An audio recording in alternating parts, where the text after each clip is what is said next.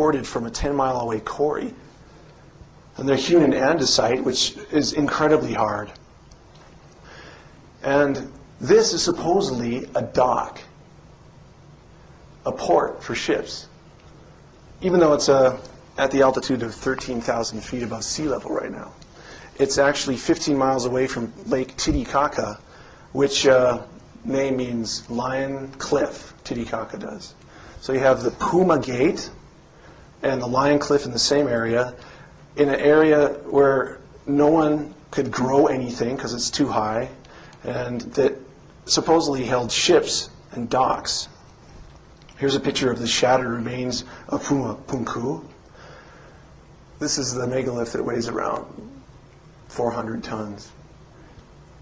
They're shattered and jumbled together like tinker toys. And this has all been uncovered just recently. These are some of the newer excavations. They don't have enough money to really take the overburden off the top of it. But again, a geologist will tell you these are Pleistocene alluvials. And they're not just plain Pleistocene alluvials. They're called marine Pleistocenes, which means they were deposited by salt water. So what you have to ask yourself then is, what are alluvials doing here from the Pleistocene? Because the Pleistocene ended 13,000 years ago. And this looks like some of the most intricate stone laying. I mean, if you look at these pieces of work here, they're hundreds of tons. You can't even insert a knife blade between many of these. They're set with such precision that they're dug down into the bedrock and then multi-facets so that they don't jar loose. What's that doing under waterborne detritus? It's because it's just like Enoch says. There was a global flood. In fact, the people, the Indians of that area, actually were able to get into detail about it. They said that a massive body came close to the earth and that it pulled a tidal bulge of the oceans out with it, because the earth captured this body like a moon or a comet in its gravity. And as this orbit decayed, it reached its Roche limit and fragmented, and this huge wall of water, this huge mound that was moving along with this moon, was dissipated, and it flowed back towards the poles each direction, and it wiped out their civilization in one night. And that's their legend. Now the Watchers, those who've been abducted by the Watchers, many times come back with this idea that the Watchers are saying the Earth's going to be destroyed again. Well, they should know. Enoch says that they're the reason the Earth was destroyed already. But it's interesting that this would be a revelation to those who've been studying Bible prophecy, because when the Messiah comes back, that eschatology talks about disasters unlike men have ever existed through are coming. So it's a no-brainer. But the reason they say this is because they want to convey why all this hoopla about connecting the heavens to the earth. Why are they doing this in this way? What they're trying to tell us with the placement of these megalithic sites, they're talking about precession. They're talking about a clock, a cosmic clock, that talks about when the chaos, the destruction, the global decimation will happen again. It's a clock that they're trying to explain to us. They not only have to show us the clock, they have to explain how it works. And this explains it. These megalithic sites have been placed in a configuration around the earth in the manner of a pentagram. Why? If you look at a Cydonia fruit, cut it in half, this fruit that symbolizes knowledge from heaven, it's also pentagonal. In fact, Pythagoras used to, and he is considered the father of many illuminated fraternities, he used to hand his new student apple and a knife. And if the student was worthy of being taught by him, he would cut it along the equator instead of along its axis. It would reveal a perfect pentagram inside. And the secret then that he just revealed would be the secret of precession. The precession of the equinox is a ill-understood function of the heavens. but it's integral to understanding how this heaven to earth knowledge works and what the Watchers are trying to tell us. They're trying to get the scoop on the idea that there's going to be a cataclysm coming. They want to be able to tell mankind, with this knowledge from heaven, we're in charge. We're your progenitors. We're the guys who are in control of this earth. We have been before. We're going to warn you through these various means.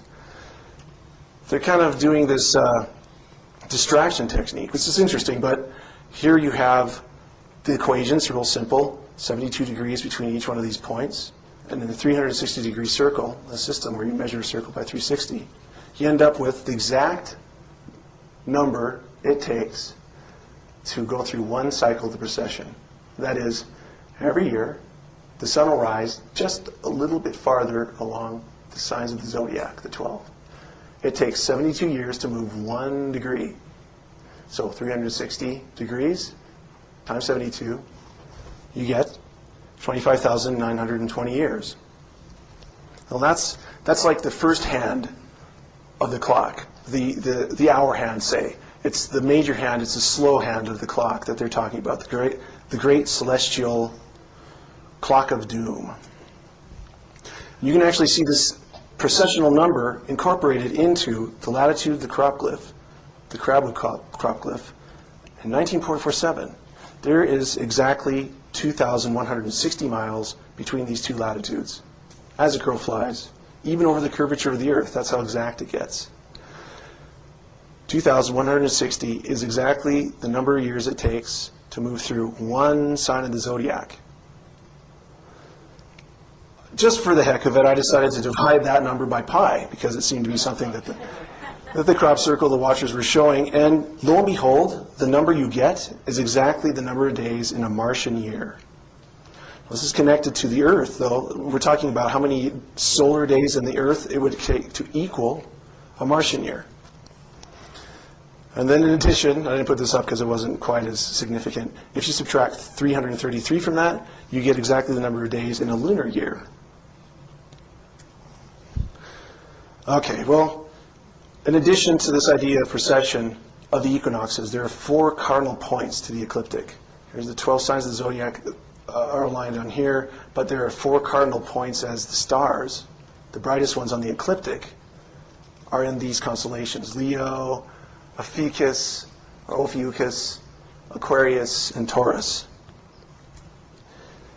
And that is a signature of a cherubim.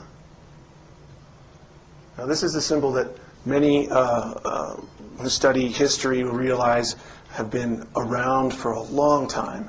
And they're a huge part of like an insight or a symbol for the angelic beings in the Old Testament. They had 4 faces, Ezekiel talks about. Well, there's 4 cardinal points to the ecliptic.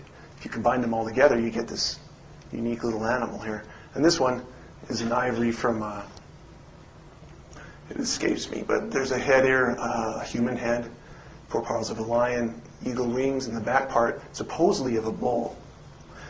The bull tail is up instead of down, so they believe that it's a bull.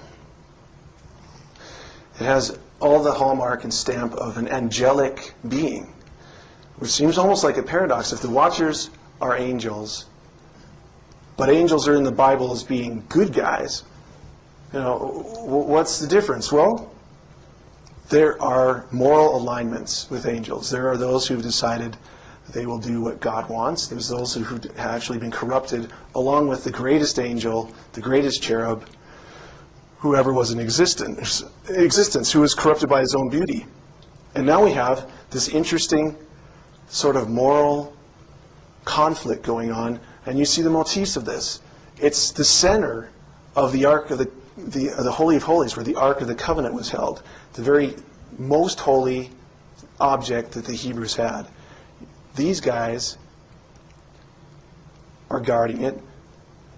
The same symbols are on the top of the ark. It's all about something to do with this conflict. The heavens, the angels, humanity. On a side note, the guy who built all this stuff in Solomon's temple was from Sidonia. Hiram of Tyre, he was the king of Sidonia. He didn't call himself